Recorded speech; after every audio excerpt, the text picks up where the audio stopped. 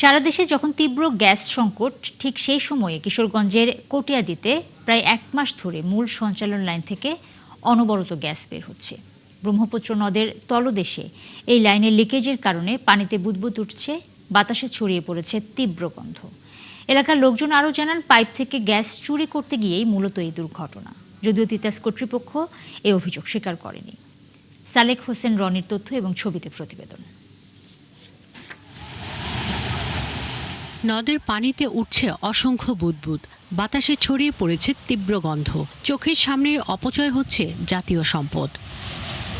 দেশ জুড়ে যখন তীব্র গ্যাস সংকট, কোথাও চুলায় মিলছে না পর্যাপ্ত গ্যাস, সিএনজি স্টেশনে দীর্ঘ লাইন, এমন সময় কিশোরগঞ্জের কটিয়াদী উপজেলার কাজীচর এলাকার ব্রহ্মপুত্র নদের নিচে তিতাস গ্যাসের মূল সঞ্চালন লাইনের লিকেজ দিয়ে অবিরাম বের হচ্ছে গ্যাস।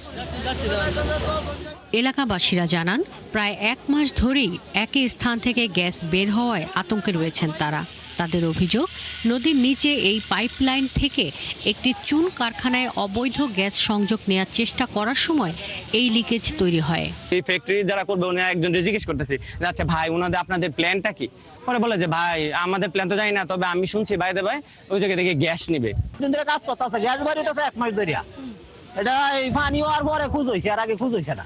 দাবি এটা নষ্ট হইতেছে, দেশের সম্পদ যত দ্রুত এটা বন্ধ করতে পারে ততই ভালো। একটা ছিদ্র করে একটা লাইন নিছে, তুরা যে চুরি করছে, করার মধ্যে একটু রং করছে, মানে জ্বালাইটা ভালো একটা ওয়াল দেয়া দিতে পারে না, এই জন্য এটা লিক হয়ে গেছে। তবে বিষয়টি অস্বীকার করে তিতাসের জোনাল কার্যালয়ে বিক্রয় ব্যবস্থাপক জানান, গ্যাস লিকেজের কারণে নিরাপত্তার স্বার্থে জেলায় গ্যাস সরবরাহ সীমিত রাখা হয়েছে। এটা আমাদের প্রক্রিয়াধীন আছে, আমরা ডিসি স্যার আমাদেরকে ম্যাজিস্ট্রেট নিয়োগ দিছে।